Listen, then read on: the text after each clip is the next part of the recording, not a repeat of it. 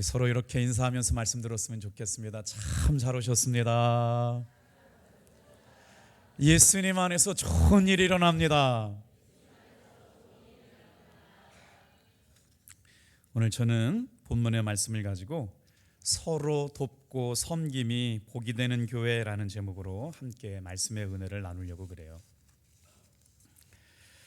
현대인들은 시간의 효율성을 극대화시키기 위해서 분초를 다투며 살아간다고 합니다. 세계적인 영국의 저널리스트가 있는데 요한 할이라고 하는 사람이 이런 말을 했어요. 현대인들은 20년 전보다 더 빠르게 달리고 있답니다.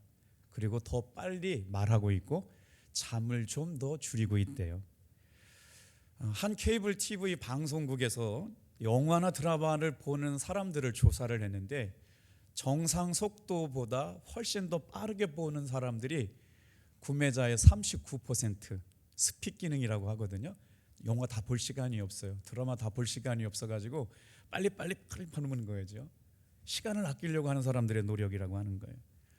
현대사회에서 요구하고 있는 현대인의 모습이 뭐냐면 멀티태스킹 그러거든요. 뭐냐면 한 가지 일을 하면서 다양한 분야의 일들을 한꺼번에 하는 것처럼 보이는 거죠. 그러니 참 피곤한 시대를 살고 있는 것이죠. 그럼에도 불구하고 가장 중요한 것은 잊고 사는 것이 아닐까 하는 마음으로 오늘 본문의 말씀을 묵상해 봅니다. 같이 한번 따라해 보겠어요? 서로 돕고 섬김이 복이 되는 교회. 토론토 대학의 조던 피터슨이라고 하는 교수님이 이런 말을 했거든요. 당신을 다른 사람과 비교하지 말고 오직 어제의 당신하고만 비교하라. 새로운 한 해가 시작되고 나서 우리는 새로운 결단을 하게 됩니다. 다른 사람과 비교하는 것은 별 의미가 없어요. 어떤 사람과 비교하냐면 어제의 나와 비교하는 것만 자기를 반성하게 만든다는 거죠. 사랑하는 성도 여러분, 올 한 해 작년보다 더 예수님을 깊이 사랑하시게 되길 주님의 이름으로 축복합니다. 장례식을 가서 장례 예배를 인도할 때마다 느끼는 게 있는데요. 뭘 위로할 수 있을까를 생각하게 될 때마다 정말 어머니의 신앙, 아버지의 신앙을 받아서 예수 잘 믿는 믿음의 사람이 되라라고 하는 말보다 더 큰 위로가 없던 것 같아요. 오늘 저와 여러분이 예수님을 알고 우리의 삶에 달려가야 할 목표, 달려가야 할 길이 있다는 것은 은혜인 줄로 믿습니다.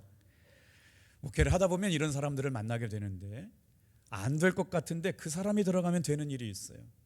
신기하게 안 된다, 불가능하다, 힘들다. 근데 그 사람에게 일을 맡겨놓으면 되는 역사가 일어납니다. 올 한 해 여러분 수많은 사람들이 안 된다고 그래도 여러분들은 가서 역사를 일으키시길 주님의 이름으로 축복합니다. 그런데 그냥 누가 가도 다 되는 일이에요. 진짜 그냥 하기만 하면 되는데 그 사람만 가면 안 되는 사람이 있어요. 이상하게 문제를 일으켜요. 왜 그럴까요? 섬김의 방식의 차이가 있어요. 오늘 저와 여러분들이 주님의 말씀을 통해서 깨닫게 되기를 소망하는 말씀 다 같이 한번 따라해 볼게요. 서로 돕고 섬김이 복이 되는 교회. 자, 과연 그 교회는 어떤 모습을 갖고 있을까요? 오늘 본문의 말씀은 사도 바울이 섬겼던 에베소 교회 이야기입니다. 사도 바울은 어떻게 섬김이 복이 되게 했을까를 묵상해 보려고 합니다. 사진 한 장 보여드릴게요. 에베소 교회는 저곳에 위치해 있어요. 자, 에베소라고 하는 이렇게 빨간 표시가 되어 있고 요한계시록을 기록했던 사도 요한이 하늘문이 열려서 요한계시록을 기록했던 반모섬이 저렇게 있네요. 자, 에베소 교회는 사도 바울이 에베소에서 복음을 전하여 세워진 교회였습니다. 바울은 에베소 교회를 마치고 목회를 마치고 나서 이제 사역을 마치고 에베소를 떠나서 어디를 향하고 있느냐? 사도행전 이야기는 바로 예루살렘을 향하여 가고 있는 사도 바울의 목회를 뒤돌아보게 되는데 여러분 성경책을 한번 잘 가지고 제가 한번 짚어주는 단어들을 찾아보세요. 35절부터 38절 말씀을 묵상하려고 하는데요. 자, 19절 말씀을 읽지 않으면 오늘 본문을 이해하기가 어려운데 어떤 내용들이 나오냐면 사도 바울이 3년 동안 에베소 교회에서 목회할 때 어떤 마음 가지고 목회를 했느냐. 모든 겸손과 눈물과 유대인들의 간계와 박해를 이기면서도 시험을 참고 주를 섬겼다. 이게 사도 바울이 에베소 교회에서 목회했던 그 이야기들이었죠. 그러면서 21절 말씀에 보면 다 같이 한번 따라해 보시겠어요? 우리 주 예수 그리스도에 대한 믿음. 사도 바울이 지금 그렇게 3년 동안 눈물과 사랑과 헌신을 다해서 목회했던 에베소 교회를 떠나면서 어떻게 고백하냐면 우리 주 예수 그리스도에 대한 믿음을 내가 고백하고 증거했다. 근데 그렇게 하게 한 것은 어떤 것으로부터 힘이 되었냐면요, 오직 성령의 도우심이었다. 사랑하는 성도 여러분, 2024년 말씀에 붙들려 살아가기를 주님의 이름으로 축복합니다. 성령의 인도하심에 붙들려 살아가기를 축복합니다. 성령의 인도하심을 따라 살아가기로 결단했던 사도 바울에게 성령께서 뭐라고 말씀해 주시느냐? 앞으로 너의 삶에 결박과 핍박이 있을 거라는 거예요. 지금 이 본문을 잘 묵상해 보시길 바라요. 성령께서 가르쳐 주시는 대로 순종하며 따라왔더니 너의 삶에 앞으로 일어난 일을 예언해 주시는데 어떤 일이 일어나냐? 결박당할 일이 있고 죽을 일이 있고 순교당할 일이 있다. 환난이 너를 기다리고 있다라고 하는 말씀을 들려주시죠. 그래서 어떻게 말씀해요? 성령께서 에베소 교회 감독자가 되고 주님의 피로 세우신 교회를 위하여 사도 바울이 누구를 부르냐면 에베소 교회 개척 멤버들을 불러요. 그리고 교회 리더였던 장로님들을 불러놓고 오늘 이제 본문이 시작되거든요. 31절은 우리 성경책 보고 같이 한번 읽어볼게요. 시작. 그러므로 여러분이 읽게요. 내가 3년이나 밤낮 쉬지 않고 눈물로 각 사람을 훈계하던 기억하라. 32절 말씀에 보니까 이 말씀에 은혜의 말씀에 부탁한다라고 써 있어요. 사도 바울은 에베소 교회에서 3년 동안 사역을 했습니다. 그리고 나서 두란노 서원에서 복음을 전했거든요. 성경학자들은 사도 바울이 에베소에서 목회했던 때가 사도 바울에게 있어서 가장 행복했던 때가 아닐까 묵상하지만 사실 사도 바울은 그때에도 박해와 시련과 앞으로 있을 일에 대한 경고 때문에 행복해 보이지만 여러분 그 순간도 주님이 일하시는 것들을 기대하고 바라보는 순간들이었다는 거죠. 여러분 한번 생각해 보세요. 개척교회, 이제 갓 새롭게 신생교회인 에베소 교회가 영적으로 강하여지지 않으면 새 속에 물들어서 없어져요. 그리고 교회를 세운 영적 지도자들인 장로님들이 믿음 안에서 굳게 세워지지 않으면 이 교회가 어떻게 될 것을 알아서 뭐라고 말씀하느냐? 성도를 강하게 하는 힘이 어디 있느냐? 교회가 흔들리지 않게 하는 힘이 어디 있을까라고 말씀하면서 뭘요? 성도를 강하게 하고 교회를 건강하게 만드는 것이 섬김이라고 말씀하고 있는 거예요. 어떻게 사도 바울이 그런 교회를 만들 수 있었을까를 세 가지를 묵상할 텐데 한번 첫 번째로 한번 따라해 보세요. 약한 사람을 돕고 행복하게 해주려는 마음. 사도 바울이 교회를 개척하고 나서 교회를 사랑하는 마음이 우리가 지금 20장 말씀을 다 보았잖아요. 어떻게 섬기고 어떻게 사랑했는지. 그런데 그 섬김을 뭐라고 그러느냐면 약한 사람들을 도우라는 게예요. 그리고 나보다는 다른 사람을 행복하게 만들려는 마음을 가지고 사는 것, 이게 섬김의 마음이라는 거죠. 그러면 32절 말씀 볼게요. 자, 지금 내가 여러분을 주화 및 그 은혜의 말씀에 부탁하노니 그 말씀이 여러분을 능히 든든히 세우사 거룩하게 하심을 입은 모든 자 가운데에 기업이 있게 하시리라. 성경 말씀을 읽을 때 여러분 어디가 은혜가 됐어요? 저는 말씀을 읽을 때 지금 빨간 책을 이렇게 쳐놓은 게 제가 말씀 준비하면서 은혜 받은 것이거든요. 한 해 동안 여러분 은혜의 말씀에 붙들려 살아가시기를 축복합니다. 그래요? 올 한 해 우리가 어떻게 살아야 할까요? 은혜의 말씀에 붙들려 살면 됩니다. 그러고 나서 그 말씀이 우리를 어떻게 하느냐? 한 성도 한 성도를 능히 든든히 세워주게 하시는 은혜가 여러분 이 예배 가운데 있는 모든 성도들에게 넘쳐나게 되기를 축복합니다. 여러분 하나님의 눈은 누구를 향하여 있을까요? 하나님의 눈은 언제나 가난하고 약한 사람들을 향하여 눈길이 머물고 있대요. 그것은 주님이 우리를 향하여 나타나기를 원하시는 삶의 모습인데 여러분 성가대 찬양 누가 할 수가 있어요? 은혜 받은 사람이 하는 겁니다. 새롭게 시작되는 속회, 속장, 부속장, 교사 누가 감당합니까? 바쁘고 힘든 시대를 살아가고 있는데 말씀의 은혜 받고 신앙의 은혜 받고 하나님의 은혜 받은 사람들이 하게 될 줄로 믿습니다. 그래서 다 같이 한번 따라해 볼까요? 그 은혜의 말씀에 부탁하노니. 사도 바울이 에베소 교회 장로들에게 부탁하는 건 다른 게 아니었어요. 은혜의 말씀에 부탁하는 거지요. 누가 주님을 위해서 교회 일을 감당해요? 교회 일을 하다 보면요, 보이지 않는 곳에서 수고하고 애쓰는 분들이 많거든요. 그런데 거기에 자기 감정 들어가고 자기 기분 들어가면 기분 나빠서 순종 못해요. 억울해서 못해요. 그런데 하나님의 은혜의 말씀에 부탁하고 있는 사도 바울의 말씀을 귀 기울여 주세요. 그래서 다 같이 한번 따라해 볼까요? 은혜 받은 사람이 하나님의 사랑의 통로가 됩니다. 그래서 주님은 누굴 통해서 일하시느냐? 하나님의 말씀을 통해서 은혜 받은 사람을 통하여 사랑의 통로가 되어주셨다. 오늘 이곳에 나와 있는 사랑하는 성도 여러분, 하나님의 말씀에 먼저 은혜 받고 그 은혜의 말씀에 순종함으로 여러분 순종의 삶이 저와 여러분의 삶으로 드러나게 되기를 축복합니다. 그 순종이 누굴 향하여 드러나야 되느냐? 약한 사람들 말이에요. 나보다 나와 함께한 다른 사람, 남을 행복하게 해주려고 하는 마음 안에서 사도 바울은 지금 섬김을 이야기하고 있어요. 제가 우리 교회에 새롭게 되시는 권사님, 집사님, 장로님들, 이제 신천 임원들 교육을 하기 위해서 어떻게 권면하고 부탁할까를 하다가 두 분의 스승님을 책에서 만났는데, 주보 보시면 아시겠지만 저는 12주 동안 예수님의 이름에 대해서 설교하려고 그래요. 지루할지도 모르고 들은 말씀일지도 모르겠지만 저는 그냥 주님 주신 감동대로 순종해 보려고 그래요. 토니 에반스라고 하는 분이 쓰신 책을 읽다가 이 책을 가지고 설교를 해야 되겠다는 마음을 있어요. 다 같이 한번 따라해 볼까요? 예수 이름의 능력. 그 이름을 가지고 12주를 풀어서 설교 말씀을 이제 다음 주부터 오늘은 주제 말씀을 드리는 말씀이고, 그 다음에 팀 켈러라고 하는 목사님이 쓰신 책 중에 집사를 말하다라고 하는 책을 읽게 되었어요. 저 책에 어떤 내용이 나오냐면, 교회 기초를 세우는 사람들은 누구냐? 거룩한 부르심을 받은 집사님들이라고 하는 거예요.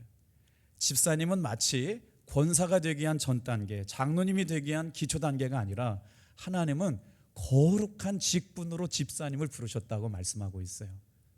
그래서 그분들을 통해서 어떤 일들을 하기를 원하셨냐? 책을 읽다 보니까요, 그 부르심을 입은 사람들이 조건 없이 주님, 내가 오늘 누구에게 가서 복음을 전할까요? 그에게 어떻게 사랑을 전할까요? 묻는 내용들이 나오거든요. 거룩한 부르심에 순종한 집사님 이야기들이 나오는데, 그 집사를 말하는 팀 켈러 목사님이 아낌없이 섬기고 돌봄의 삶을 결단한 두 집사님이 이제 교회 학교 여름 성경학교에 참여했던 어린이집에 이제 어린이들에게 신방을 가는 거예요. 놀랍지 않습니까? 교회 학교 여름 성경학교에 나왔던 어린이들을 향하여 신방하려고 아이들의 집에 신방을 간 거예요. 어떤 일이 일어나느냐? 집에 갔더니 책에 CC라고 나와요. C, A, B, C 할 때 32살에 엄마가 나오는데, 32살에 아이를 몇 명 낳냐면요, 4명을 낳았어요. 7살, 11살, 13살, 16살 16살도 아이를 낳았어요. 엄마의 직업과 딸의 직업은 뭐냐면요, 몸을 팔고 있는 여성들이었어요. 성접대로 삶을 살아가고 있는 두 어머니를 만나게 되었는데, 종교교육을 받지 못했어요. 초등학교 3학년밖에 다니지 못했어요. 그런데도 불구하고 딸 조안이 예수 그리스도에 대한 복음을 전하는 걸 기쁘게 받아들이고, 이제 이렇게 찾아간 두 집사님이 몸을 팔아서 생계를 유지하는 엄마와 딸에게 뭐라고 얘기하느냐? 예수님을 믿고 지금처럼 살아온 삶의 방식을 포기하라고 얘기하고 있는 거죠. 어떻게 먹고 살아요? 깜짝 놀라는 일이 일어나는 거지요.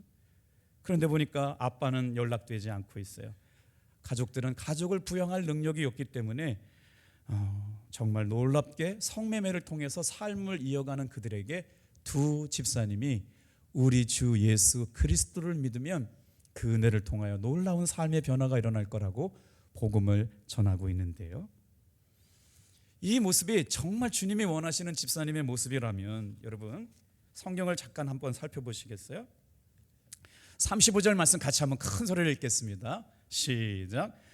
범사의 여러분에게 모본을 보여준 바와 같이 수고하여 약한 사람들을 돕고 또 주 예수께서 친히 말씀하신 바 주는 것이 받는 것보다 복이 있다 하심을 기억하여야 할 것이니라.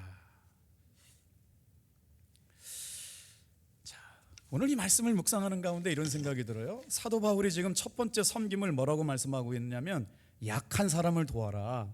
그리고 나서 그 사람이 행복해지기를 구해라. 이게 바로 섬김이라고 말씀하고 있거든요. 그런데 오늘 우리 주 예수 그리스도의 교훈을 말한다고 하면서 말씀을 보다 보니까 그러면 예수님께서 가르쳐 주시는 섬김의 모습이 뭔가가 궁금해졌어요. 사도 바울은 첫 번째로 약한 사람을 돕는 것, 그 사람이 행복해지게 섬기는 게 우리 성도들이 해야 될 일이라고 말했는데 주 대신 예수님께서 가르쳐 주신 섬김의 말씀이 있다는 거예요. 그 말씀을 묵상하다가 질문이 생겼어요. 예수님께서 가르쳐 주신 섬김의 모습은 뭘까? 그랬더니 누가복음 14장 말씀에 아주 귀한 말씀을 발견하게 됐어요. 같이 한번 예수님께서 가르쳐 주신 섬김의 말씀을 묵상해 볼게요. 누가복음 14장 13절 14절. 잔치를 베풀거든 차라리 가난한 자들과 몸 불편한 자들과 저는 자들과 맹인들을 청하라. 그리하면 그들이 갚을 것이 없으므로 내게 복이 되리니 이는 의인들의 부활 시에 내가 갚음을 받겠음이라 하시더라. 무슨 말씀을 드리려고 하는지 눈치채셨어요? 다 같이 한번 따라해 볼게요. 예수님의 섬김은 갚을 것이 없는 사람에게 향하여 있어요. 무슨 말씀인지 참 이거 이해하기가 쉽지 않습니다. 왜 갚을 능력이 없는 사람을 향해서 그분을 도우라고 말하고 있는 걸까요? 여러분, 갚을 능력이 있는 사람은요, 시간이 되면 내가 은혜 받았으니까 그냥 그걸 갚아주면 되는 거예요. 그러면 어떻게 돼요? 내가 지금까지 수고하고 섬긴 게 없어져 버리잖아요. 예수님은 누굴 향하여 섬기라고 말씀하느냐? 갚을 능력이 없는 사람을 향하여 가라는 거예요. 가난한 사람, 몸이 불편한 사람, 절고 있는 사람, 맹인들 같은 사람들을 향하여 가라고. 그러면 이게 왜 복이 된다고 말씀하세요? 큰 사랑과 은혜를 받았는데 도움을 갚을 능력이 없는 사람은 누구한테 기도해요? 하나님, 이렇게 큰 사랑을 받았는데 어떻게 하면 좋아요? 저 사람 도와주세요. 저 사람 함께 해주세요. 저 사람 복 주세요. 하면 하나님께서는 그들의 기도를 들으시고 그 삶을 섬긴 사람에게 갚아주신다는 거예요. 사랑하는 성도 여러분, 다 같이 한번 따라합시다. 갚을 것이 없는 사람을 향하여 섬기고 도와주는 것. 이게 우리 탑동교회 성도들이 2024년 꿈꾸었으면 섬김이었으면 좋겠어요. 새해가 시작되고 나서 새로운 결단들을 참 많이 하죠. 저에게 있어서 정말 두렵고 떨린 도전이 있어요. 어떻게 하면 예수의 복음을 살아내는 목사가 되고 예수의 복음을 실제적으로 자신의 삶을 가장 귀한 가치로 여기고 같이 살아낼 수 있는 믿음의 사람들이 될 수 있도록 만들어 갈까? 하나님께서 저와 여러분의 그 일들을 보여주시고 알게 하시고 깨닫게 하여 주실 줄로 믿습니다. 자, 두 번째 한번 따라해 볼게요. 어떻게 하면 섬김이 우리에게 복이 되는 걸까요? 두 번째 한번 따라해 주세요. 계주의 대상이 아니라 섬김의 대상으로 대해야 합니다. 35절 말씀, 주 예수께서 친히 말씀하신 바 주는 것이 받는 것보다 복이 있다 하심을 기억하여야 할지니라. 결혼하고 나서 제 아내를 말로서는 이길 수가 없어가지고요, 제가 소리를 좀 지르고 힘 있는 척 하려고 좀 애를 써봤는데 무익한 것인 걸 깨닫게 되었어요. 그래서 요즘 신혼부부들한테 하는 얘기가 있습니다. 다 같이 한번 따라해 볼게요. 당신 말이 옳아요. 아내 말을 잘 들으면 좋은 일이 일어날 줄로 믿습니다. 남편들 서운할 것 같아요. 제가 그때 제 마음속에 무슨 생각을 했냐면요, 제 아내를 이기고 싶은 마음을 통해서 제가 원하는 아내의 모습을 갖고 싶었던 것 같아요. 제 아내도 그렇겠죠. 한마디를 안 줬어요. 그러다 보니까 팽팽하게, 그렇다고 항상 그런 건 아니고요, 그러면서 생각하게 된 게 있어요. 아, 이게 건강한 부부의 모습이 아니겠구나. 그리고 나서 어느 날 제 부끄러운 모습을 하나같이 다 고백하고 잘못했다고 제 아내를 향해서 용서를 구했던 때가 있었어요. 여러분, 사랑한다고 하면서 사랑하는 사람을 자기가 원하는 모습으로 개조하려고 할 때마다 문제가 생기고 갈등이 생깁니다. 교회 안에서도 마찬가지죠. 담임 목사가 원하는 성도들을 만들려고 하다 보니까 기대에 못 맞추면 어떻게 돼요? 그런 기대에 못마땅함으로 말미암아 목회의 기쁨을 상실하게 되겠죠. 힘이 있는 장로님들이 담임 목사를 길들이려고 할 때마다 담임 목사는 견디지 못하겠죠. 그러다 보면 교회는 갈등이 생깁니다. 그래서 오늘 우리가 이 말씀을 중요하게 여겨야 될 게 있어요. 여러분, 부모들도 마찬가지 아닙니까? 내가 낳은 자녀이기 때문에 내가 원하는 방식으로 키우려고 하다 보니까 아이들이 어긋나게 되는 일들이 많아요. 힘이 없을 때는 들어주지만 요즘 힘이 들어가면요, 아빠가 때리면 손잡고 얘기한대요. 며칠만 더 기다리라고. 더 이상 기다려주지 않죠. 이제는 그다음부터는 갈등이 폭력이 되게 되는 겁니다. 여러분 한번 잘 보세요. 왜 예수님께서 개조의 대상이 아니라 섬김의 대상이라고 말하느냐? 교회 학교에 있는 아이들의 삶을 바라보는 선생님의 마음, 말씀을 가르치는 선생님의 마음이 어떻게 돼요? 바꿔야 될 아이들이 아니라 사랑하고 섬기라고 보내준 자녀들로 보게 되는 것이죠. 찬양대에 찬양하는 사람들이 앉아있는 저 한 사람 한 사람은 화음을 내기 위해 부름받은 사람이 아니고 한 사람 한 사람이 하나님의 영광을 위하여 이곳에 앉아있는 섬김의 대상으로 바라볼 때마다 우리 찬양대의 찬양은 천상의 청가대가 되게 될 줄로 믿습니다. 우리 교회 안에도 마찬가지죠.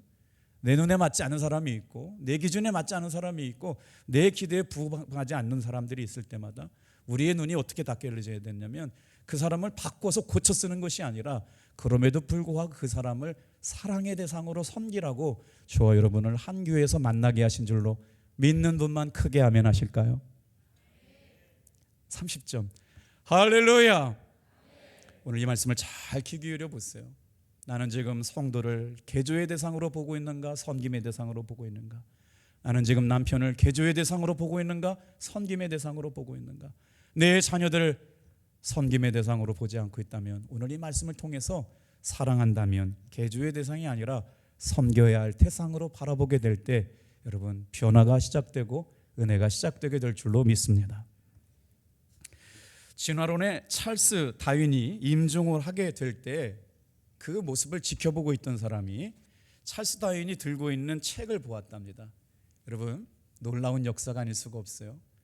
진화론을 얘기했던 찰스 다윈이 죽을 때 손에 들려있던 책은 다른 책이 아니라 성경책이었답니다. 그러면서 뭔 얘기를 하느냐면 제가 젊을 때는 만물을 부정적으로 보고 회의적인 눈으로 보았기 때문에 진화론을 가설로 세웠지요. 그러나 사람들은 진화론이 마치 창조론에 대응하는 진리라고 생각합니다. 나는 원하건대 하나님의 진리의 말씀 안에서 수많은 사람들이 생명을 얻게 되길 바랍니다 라고 죽었대요. 근데 요즘은 마치 진화론이 진리인 것처럼 창조론이 거짓인 것처럼 여러분 대한민국 장관이 되려면요 창조론을 믿으면 장관이 되지 못하는 시대가 되었어요. 왜냐하면 창조론을 믿는 믿음을 가진 사람들이 믿지 않는 사람들을 통해서 지성인들에게 창조론이 지혜가 되고 진리가 된다는 걸 제대로 설명하지 못했기 때문에 한동대학교 한 교수님이 대한민국 창조 벤처 장관으로 임명될 때 진화론을 믿느냐 창조론을 믿느냐라고 질문했는데 나는 예수님 믿기 때문에 창조론을 믿습니다라고 했던 그 장관 후보는 탈락되고 말았다는 거죠. 혹시 이 자리에서도 여러분 진화론과 창조론이 헷갈려하는 분이 있겠지만 다윈이 얘기한 게 있어요. 다 같이 한번 따라해 볼게요. 진화론은 가설이고 창조론은 진리이다. 할렐루야. 그리고 나서 여러분 다윈이 임종 직전에 선교단체에 큰 돈을 기부했다는 것이 최근에 밝혀진 역사거든요. 가설에 불과하지 않는 것이 마치 진리로 둔갑한 시대에 저와 여러분에게 삶을 바꿔놓고 진정한 비밀을 발견하게 되는 변화의 삶은 다 같이 한번 따라할까요? 말씀의 은혜에 힘입고 여러분 개조의 대상이 아니라 섬김의 대상으로 바라보게 될 때 영혼의 변화가 일어나게 될 줄로 믿습니다. 그래서 오늘 한 해는 말씀에 힘을 얻는 한 해가 되었으면 좋겠어요. 교회는 주님의 말씀에 힘을 걸어 생명을 걸어야 될 줄로 믿습니다. 한 주간 동안 살면서 제가 제일 행복한 시간은요, 주일날 말씀을 전할 수 있는 말씀이 준비됐을 때가 그래요. 오늘도 마찬가지죠. 그런데 제 삶에 하나님께서 주시는 두려운 문제들이 있어요. 감당할 수 없는 일들을 허락하게 해주시는 일들인데, 감리교 정회원 목사들은 정회원 연수교육을 받아야 되는데, 그 자리에는 교육부 총무, 선교부 총무, 감독 후보자들, 감리사도 후보자들이 그 자리에 와서 교육을 받게 되는데, 생각지도 못하게요, 거기에는 전국 감리교 목사님을 대표한 6명의 강의 요원이 뽑히게 되는데, 여러분들이 기도해 주셔서 올해는 김석김 목사가 청해 연수원 교육 강사로 뽑혔어요. 여러분은 아멘 하시지만 저는 6개월 동안 두렵고 떨림으로 무슨 말씀을 전해야 될까 고민하고 기도하게 되는데, 제가 그 전화를 받고 나서 이런 생각을 했어요. 기도하지 않는 목사님들이 진짜 목사입니까? 전도하지 않는 목사가 진짜 목사입니까? 강의가 끝나고 나면 교수 평가해야 되거든요. 빵점 맞으면 내년에 안 가면 되지 뭐. 그래서 한번 우리 감리교 목사님들에게 복음의 열정을 한번 심어드리고 싶어요. 정말 예수님의 이름의 능력이 우리의 삶에 실제가 된다는 걸 얘기하고 싶고, 그것이 믿습니다, 그것이 내 삶입니다, 그것이 내 목회입니다 라고 고백하는 이야기를 듣고 싶어요. 사랑하는 성도 여러분, 우리 교회가 그런 교회 되기를 주님의 이름으로 축복합니다. 안 불러주면 뭐 내년에 안 가면 되지 뭐. 우리 교회는 탑동교회가 있잖아요. 주님께서 친히 말씀하신 바. 자, 이제 우리 본문 중심으로 들어가 볼게요. 오늘 사도행전 20장 말씀을 묵상하면서요, 제가 성경을 읽고 나서 처음에 철이 들어가지고 가장 먼저 성경을 읽을 때 하나님의 말씀이 꿀송이처럼 달게 느껴진 때가 있어요. 그게 어디냐면요, 창세기에서 요셉을 읽을 때 말이에요. 제가 막내여서 그런지 모르겠지만요, 요셉이 그렇게 은혜가 되더라고요. 그래서 형제들이 찾아와가지고 애굽 총리가 된 그 애굽 요셉 앞에서 무릎 꿇고 있는 모습을 보고 베냐민을 생각하는 형제의 마음을 볼 때, 성경을 읽을 때 그때 처음으로 눈물로 성경을 읽었던 때가 있어요. 전혀 동의하지 않는 모습인데, 그리고 나서 신약을 읽을 때 여러분 언제 은혜 받아야 되냐면요, 사도행전 20장을 읽을 때 은혜 받기를 소망합니다. 자, 볼게요. 사도 바울이 얼마나 에베소 교회를 위해서 정성을 다하고 정말 최선을 다했는지를 우리가 지금 읽었던 말씀을 통해 묵상하게 되거든요. 그런데 이것이 이제 마지막이라고 하는 걸 깨닫고 나서 어떤 모습을 보이게 되느냐, 놀라운 변화가 일어날 수 있습니다. 다 같이 한번 따라해 볼게요. 섬김의 결론은 사랑이어야 합니다. 여러분 잘 보세요. 이제 사도 바울이 에베소 교회를 떠나면서 사랑했던 개척 멤버들을 불러요. 그 중에 영적 리더였던 장로님들을 부릅니다. 그리고 나서 혼탁한 시대, 어려운 시대, 장로님들께 무엇을 부탁했을까요? 어떻게 주님의 핏값을 주고 세우신 교회를 살리라고 말씀했을까요?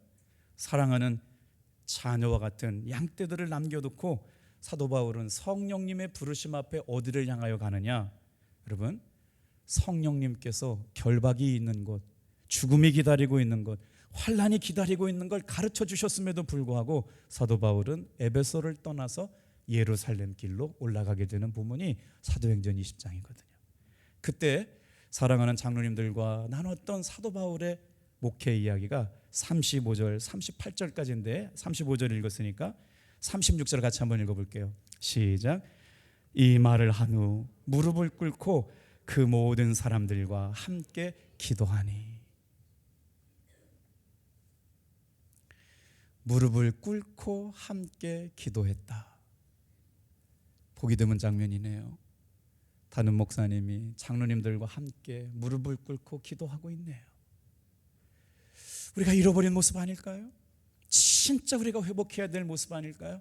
목사님이 사랑하는 성도들을 위하여 눈물로 기도하고 있고 겸손하게 기도의 제목을 나누고 있으며, 우리 교회가 앞으로 어떻게 돼야 될까요? 부족하고 연약하기 때문에 무릎을 꿇고 기도하는 목사님과 장로님의 모습을 보게 됩니다. 사랑하는 성도 여러분, 섬김의 본이 되는 교회, 이게 바로 복이 되는 교회의 모습이라고 믿습니다. 무릎을 꿇고 기도하는 모든 장로님들의 모습 속에서 또한 이 말씀을 묵상하고 있는 사도 바울의 모습이 얼마나 아름다운가요? 올 한 해 말씀을 듣는 사랑하는 성도 여러분, 말씀을 들을 때마다 기도하며 말씀을 듣게 되기를 축복합니다. 말씀을 전하는 저도 기도하면서 말씀을 전하는 건 필수이지만 말씀을 듣는 사람들도 기도하면서 말씀을 들을 때 그 말씀이 하나님의 말씀으로 들리게 될 줄로 믿습니다. 이런 장로님의 모습, 이런 목사님의 모습 그립기만 한 것 아닙니까? 36절도 한번 같이 한번 읽어볼게요. 같이 읽어요. 36절. 자, 시작. 이 말을 한 후 무릎을 꿇고 그 모든 사람들과 함께 기도하니. 자, 이 말씀을 어떻게 표현할 수가 없네요. 사랑하는 사람들을 가슴에 품고 기도하는 장로님들의 모습, 그 성도님들과 함께 같이 무릎을 꿇고 겸손하게 기도하고 있는 개척자 바울 목사님의 모습, 다 같이 한번 따라합시다. 올 한 해 함께 무릎을 꿇고 기도해 봅시다. 이때 변화가 일어나고 기적이 일어날 줄로 믿습니다. 여러분, 37절 말씀 보세요. 분위기가 점점 깊어지기 시작해요. 기도하지 않을 때는 내가 감당할 수 없지만 기도하고 나면 하나님께서 감당할 만한 힘 주실 줄로 믿습니다. 그랬더니 어떻게 돼요? 다 크게 울며 바울의 목을 안고 입을 맞추고 다시 그 얼굴을 보지 못하리라 한 말로 말미암아 더욱 근심하고 그를 전송하니라. 여러분, 이 말씀을 주목해 보시길 바랍니다. 교회에 복이 임했다면 이 복이 진정한 복 아닐까요? 장로님들과 함께 울고 성도님들과 함께 울고 담임 목사님을 위하여 함께 기도하고 삶을 나누고 은혜를 나누고 어쩔 줄 몰라 하면서 다시 못 보면 어쩌나, 이제 가면 언제 다시 말씀일까, 그리워하며 애타하며 목을 끌어안고 입을 맞추고 눈물로 함께 우는 교회. 사랑하는 성도 여러분, 2024년 우리가 꿈꾸는 교회가 이런 교회 되기를 소망합니다. 바울의 섬김은 어떻게 결론 맺었느냐? 여러분, 섬김의 결론은 사랑으로 결론 내어져야 돼요. 다 같이 한번 따라해 보겠어요? 섬김의 결론은 언제나 사랑이어야 합니다.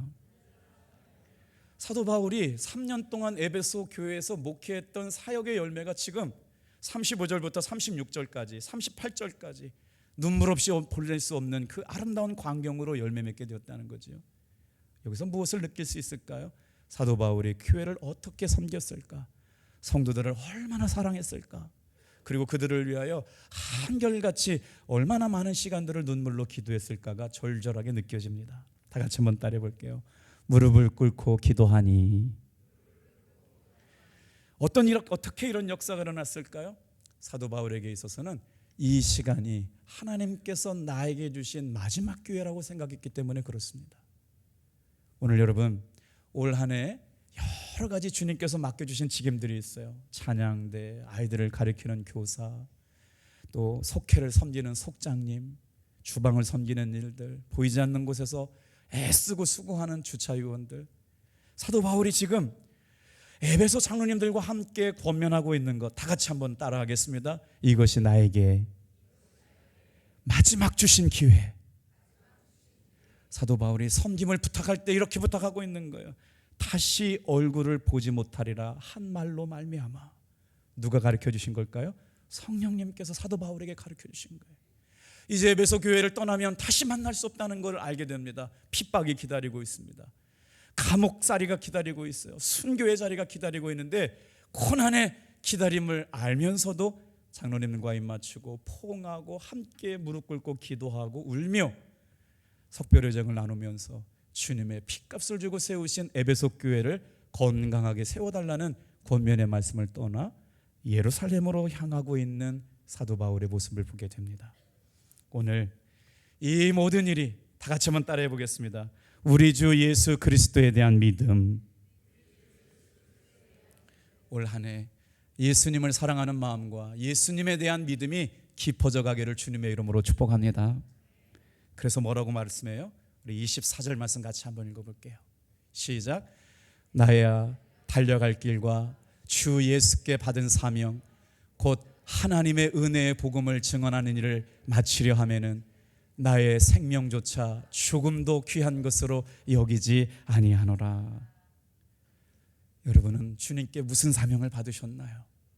2024년 주님께 받은 사명을 위하여 자신의 생명도 조금 더 귀한 것으로 여기지 않고 순종의 길을 갔던 사도 바울의 기도와 헌신이 저와 여러분에게 하나님 보시기에 해같이 빛나게 되는 아름다운 순종으로 열매 맺는 한 해가 되기를 축복합니다. 기도하겠어요.